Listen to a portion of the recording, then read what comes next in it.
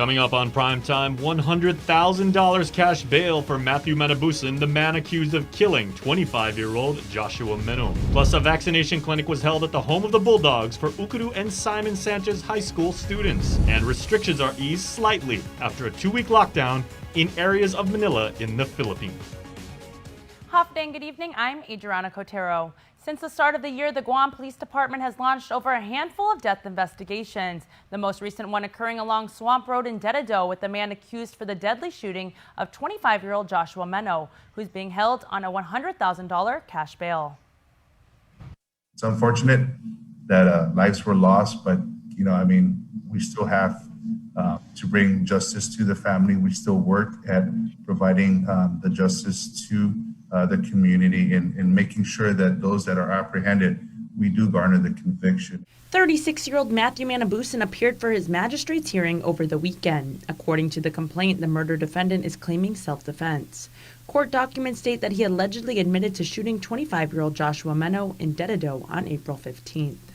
He faces murder as a first-degree felony with special allegation for possession or use of a deadly weapon in the commission of a felony. Police launched an investigation after Meno's lifeless body was found on Ha'asu Drive on Swamp Road.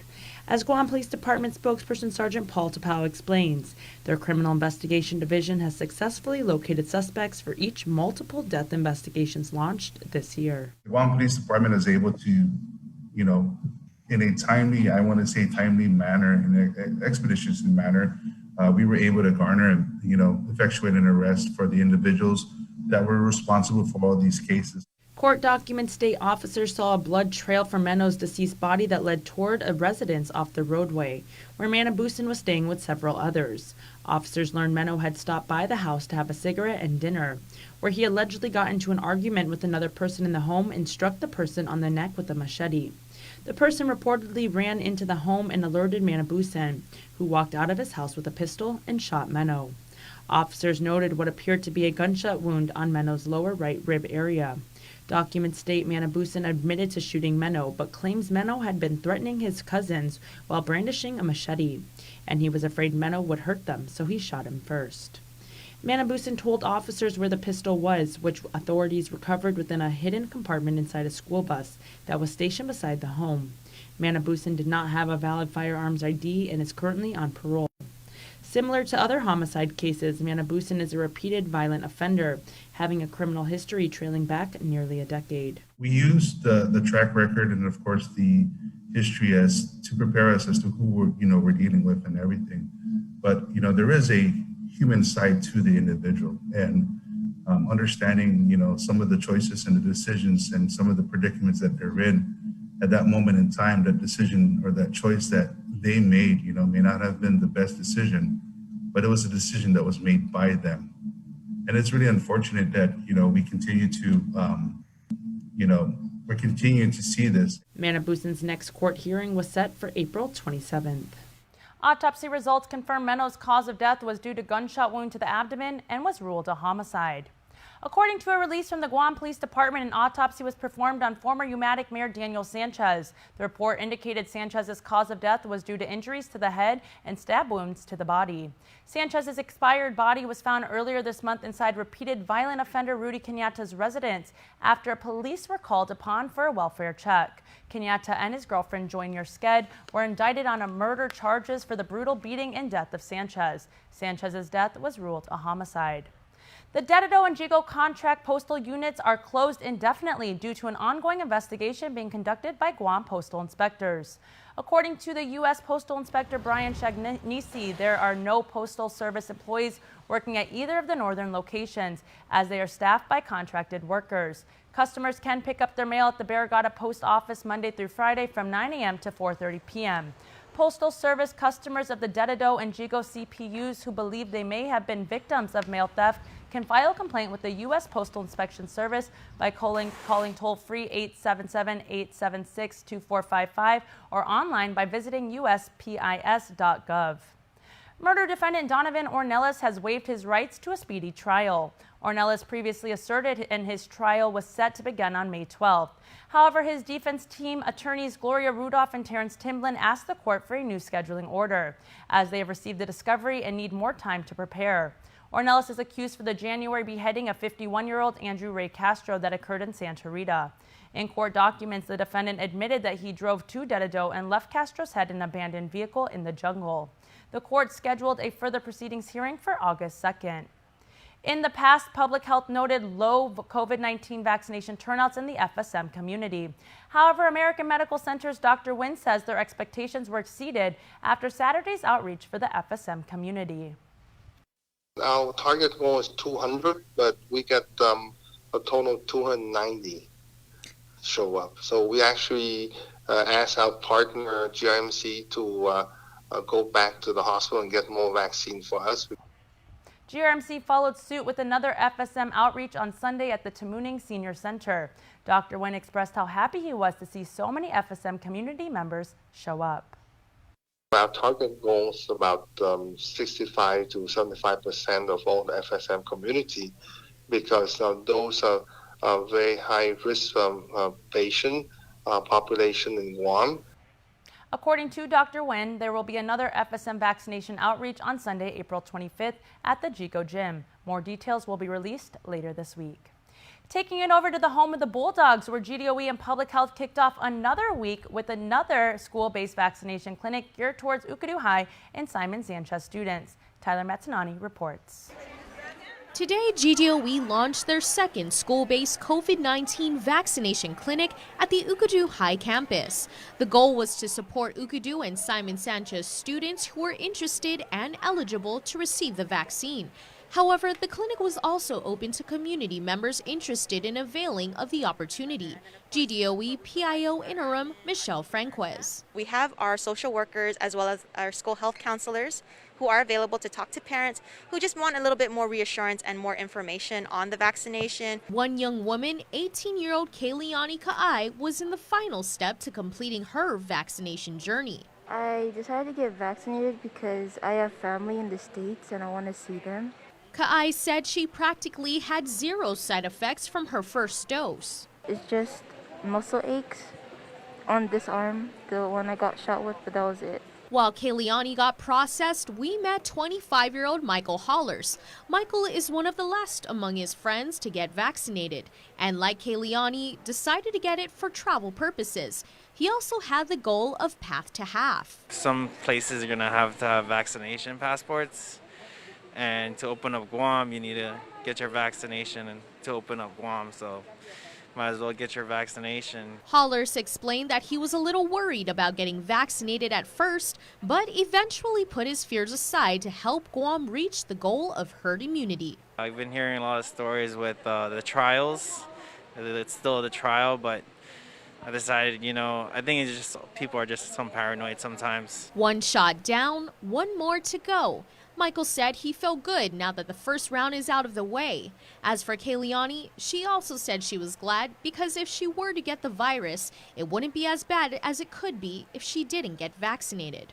The next GDOE COVID-19 vaccination clinic will be on May 3rd from 9 to 3 p.m. at the JFK campus. 500 doses of the Pfizer vaccine will be offered. Again, this is geared towards students. However, GDOE has opened it up to anyone in the community that would like to avail of the vaccination clinic. Reporting for Guam's News Network, I'm Tyler Matsanani. Thank you, Tyler. Nearly $200 million in third-round economic impact payments has now been paid out. The Department of Rev and Tax processed another $33 million in EIP-3 payments on Friday. To date, it sent out some 74,500 payments, totaling some $194.5 million. DRT was notified of the approval of its plan on April 10th and immediately began sending out payments on that date. It is using available data to determine eligibility, and most people will be paid automatically with no additional action needed. An EIP lookup portal is available at myguamtax.com to obtain information on the EIP 1, 2, and 3 program payments. EIP 3 was authorized by the American Rescue Plan Act of 2021, which was signed into law by President Biden on March 11th. The Philippine government ended a 2-week COVID lockdown today, easing restrictions slightly in Metro Manila. The National Capital Region is now under a modified community quarantine, which will remain in place until the end of the month. Nestor Lacanto reports. The 2-week lockdown was prompted by a record surge in infections at the beginning of April. The entire Metro Manila area and several surrounding provinces were placed in enhanced community quarantine in a bid to bring down the numbers. The influential independent OCTA research group had urged government officials to impose the ECQ. We spoke with OCTA member Professor Ranjit Rai of the University of the Philippines, who says it was a tough call, but the government had little choice. In the Philippines, like Metro Manila, where there's a density is one of the highest in the world, it's very hard to deal with a surge when it starts without a lockdown. And the lockdowns don't just cost lives, no, it costs livelihoods also. The lockdowns are putting an even tighter squeeze on most business sectors and forcing hundreds of thousands of people out of work. But Rai says in order to reopen what was once the fastest growing economy in Southeast Asia pre-pandemic, they must stay the course. OCTA is of the conviction that if we manage transmissions, and only if we manage transmissions, can we truly open the economy up. We have to solve the biology first before we open up the economy. When that will happen, says Rai, will depend on when the country achieves herd immunity. But unlike more developed economies, the Philippines is plagued by a shortage in the supply of vaccines. Sometimes we take our eyes off the ball every now and then. We become complacent and overconfident, but as usual, like all other countries, we will deal with this, and we will prevail. For Guam's News Network, I'm Nestor Lecanto. You can watch Nestor's full interview with Professor Rai of the OCTA Research Group later in the newscast on Beyond Our Borders. And stick around for more news here on Primetime. You're watching KUAM. Half a day. As we look ahead to a brighter tomorrow, Matson's commitment to Guam and Micronesia remains stronger than ever. While the world around us is ever-changing, what remains unchanged is our commitment to you, our customers, and the island communities we serve. Shipping is what we do best, and serving our community is at the heart of everything we do. But we don't do it alone. This is why we support organizations that make caring for the people and the environment a top priority. We know that many count on Matson's lifeline services in the Pacific, and that's why we continue to work hard to ensure that our shipments remain on time all the time. Matson recently added another Aloha-class vessel to our schedule. We now have two of Matson's largest and fastest ships serving Guam from the U.S. West Coast and Hawaii. With our new state-of-the-art vessels, we stand ready to support the region's economic recovery. Thank you for the privilege of serving you for the last 25 years, and you can count on Matson to be here for the next 25 years and beyond. While we've all been through a lot over the years, typhoons, earthquakes, and now COVID-19, we've been able to get through these together. For more than 80 years, Caval's Insurance has been protecting your homes, your businesses, and the health of your family. We are here today and we'll be here tomorrow. There are better days ahead.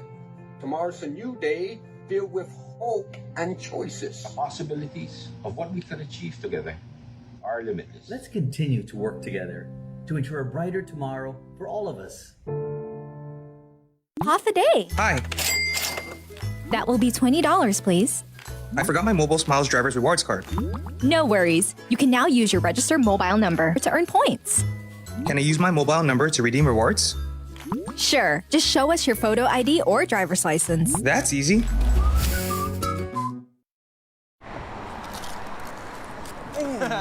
Just wash it later, bro. Ask your mommy to do it for you since you still live at home. Yeah. I don't even know how to do my own laundry. There's something weird. What's that? I'm always tired on Thursdays. Well, we do always go out every Wednesday night. Wait, what day is it? Bruh, tonight's Wednesday. I have work in 6 hours. How do you not know the days of the week? Get up-to-the-minute news, plus access to alerts, streaming radio, promotions, and more on your mobile device by downloading the KUAM News mobile app, available at the App Store now. Does the Department of Administration need a major upgrade or replacement of its financial management system? A recent Office of Public Accountability audit finding has a pair of senators raising questions about the planned procurement. Both Democrat Vice Speaker Tina Muñoz-Barnes and Republican Frank Blas Jr. have written to DOA Director Ed Byrne about delays and additional man hours needed to close the books on some special funds. Barnes wants more information on a plan to purchase new software upgrades. She was also critical of the age of the system, saying that while she appreciates that they want to invest in technology from this century, she also wants to know specifically how the money will be spent. Likewise, Senator Blas also questioned the lack of an up-to-date system and DOA's planned emergency procurement of new software through previous executive orders. Blas wants to know the justification for an emergency purchase. Blas says he confirmed with the public auditor that the system's problems date back years. Tamuning, Tumon, and Harmon's mayor's office held a food distribution for villagers at the Tamuning Senior Center earlier today, and it went smoothly. KUAM's Isaiah Uggan has this report. The Tri-Village Mayor's Office gave 1,000 bags of dry goods to island residents in collaboration with the Guam Department of Education under the TFAP food commodities. Each bag had 2 types of cereal: cranberry, apple juice, pistachio nuts, macadamia nuts, peaches, mixed fruit cans, 4 bags of packaged chicken, and chicken in a can. According to Village Mayor Luis Rivera, over 30 volunteers dedicated their time to put these items together in one bag. Those volunteers were from various groups, including members of the Anderson Air Force Base, Guam Army, Tatua Cultural Dance Group, the Guam International Christian Church, as well as family and friends of the Tatua Incorporation. Rivera says that she is grateful for community members coming together and dedicating their time to ensure a smooth food distribution. So we're very fortunate to have all these wonderful people come together, package it and to help serve our people that are in need of food. And everything's going smoothly. We have our team out there that's directing traffic, making sure that the businesses don't get bothered with all the traffic and that they're not blocking intersections. So everything is flowing nice and smoothly. She added that Kashiles and Papa John's also contributed to the distribution. Mayor Rivera says that another distribution with the Pacific Unlimited is set to take place next week, Monday, April 26th, beginning at 2 p.m. That distribution will have the chilled items like milk, vegetables, butter, cheese, and meat. A Tatuho resident says she waited in line for almost an hour to get the free food. Okay. Reporting for Guam's News Network, Guahusi, Isaiah Uggan. Continued illegal dumping throughout the island has village mayors searching for ways to fund cleanup efforts. But according to Mayor's Council of Guam President Jesse Alec, it'll cost a pretty penny. Initially, when what we receive from the recycling revolving fund is just not sufficient to get rid of an initial sweep of all the illegal dump sites. And so we proposed perhaps $100,000 for one initial cleanup. And both mayors, the Manila and Dededo, just say that that's absolutely insufficient. And they're looking at upwards of $300,000 just for an initial sweep of their village. With the virtual proclamation declaring April as Earth Month, Alex says they've been stepping up their green efforts while they have the funds to do so. And if you're wondering what to do about that broken dryer in your backyard, all you got to do is make a call. If your village mayor has not reached out to you and you have some recyclables that need to get disposed, please give your office, your mayor's office, a call and see how they're scheduling the pickup or the disposal of your recyclables. In addition to appliances, electronics, abandoned vehicles, and tires, village mayors will also be accepting car batteries. They've partnered up with AK to recycle used car batteries, with a portion of the proceeds going back to the MCOG. Alec adds that they'll continue recycling efforts until their funding source runs out. So make that call to your village mayor soon. April 11th through the 17th was National 911 Public Safety Telecommunicators Week. In part one of a 2-part feature, Joan Uggan-Charfares spoke with a few of the island's dispatchers and the important role they play when it comes to saving lives. When you call 911, it's just not about 911 telecommunicators providing help over the phone, but often getting help to your location. Emergency medical dispatcher Ira Charfares says the role of a dispatcher is to act as a support unit to firefighters and medics. Charfares, who has been an EMD for almost a year and a half, remembers the first time he had to talk a frantic caller through CPR, when a man who was just watching TV suddenly collapsed to the ground. All I could hear in the background was a woman screaming for her husband and just begging me to try and help him. And the only person who was actually calm enough to talk to me was the son. He recalls what happened after his shift ended that day. The first person I saw was my dad sitting in the living room, and it was difficult for me to try and remain calm about it. Did you know that E911 dispatchers are ranked among the most stressful occupations? When I feel that the job is actually getting to me, I talk to my fellow coworkers about it and try to, decompress with them about the call or whatever is bothering me at the time. Because it's not easy to talk to family or friends about it because they don't understand certain aspects of what you have to go through at the end of the day. He did want to get out to the community this. Answering our questions does not delay the help of the units, especially because when we're trying to get a full understanding of the situation, just telling us where and what's going on doesn't exactly give us a full picture. If you're not really taking the time to give us the correct information, such as if they're not breathing, then we're not providing the necessary help for that person. At the end of the day, he is grateful to be a dispatcher. The most rewarding thing about being a dispatcher is knowing that you're the first person that people call to for help, and knowing that at the end of the call, you did your best to give them that help that they needed. Reporting for Guam's News Network, I'm Jonah Gonçalves. Coming up, Dave Delgado with a recap of sports, and still to come, we introduce you to another Teacher of the Year finalist.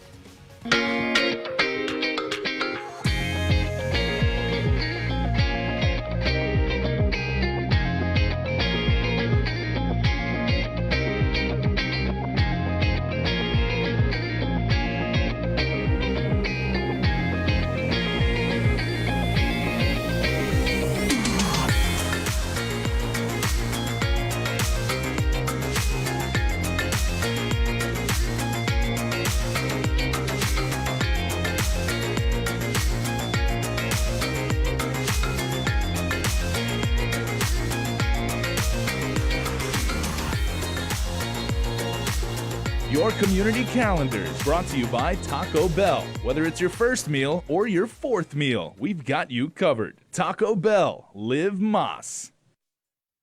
With Prism Home Wi-Fi, I'm not just getting smart Wi-Fi that adapts and delivers consistent speeds that cater to my lifestyle needs. I'm getting peace of mind with real-time online security that monitors every device on my network. Parental controls with the ability to filter age-appropriate content for my child. And with Home Pass, I have full control over my network and so much more. Experience Wi-Fi and beyond with Prism Home Wi-Fi, powered by Plume Home Pass from GTA.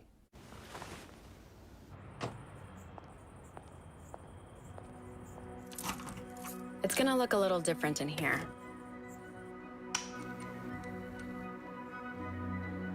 Your favorite spot might not be exactly where it used to be.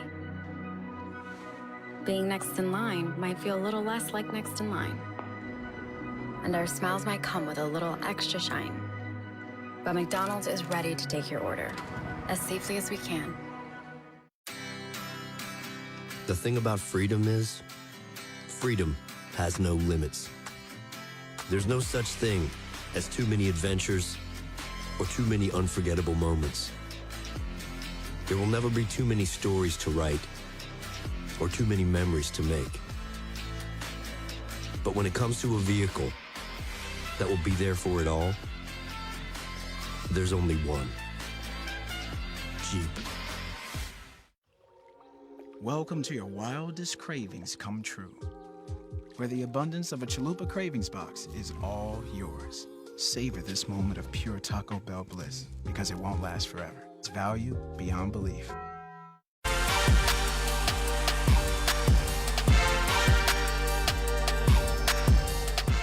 What's up, Guam? Dave Delgado here for KUAM Sports. Thanks for watching. We get the show started tonight with some championship cross country from Ukadu High School. Check it out.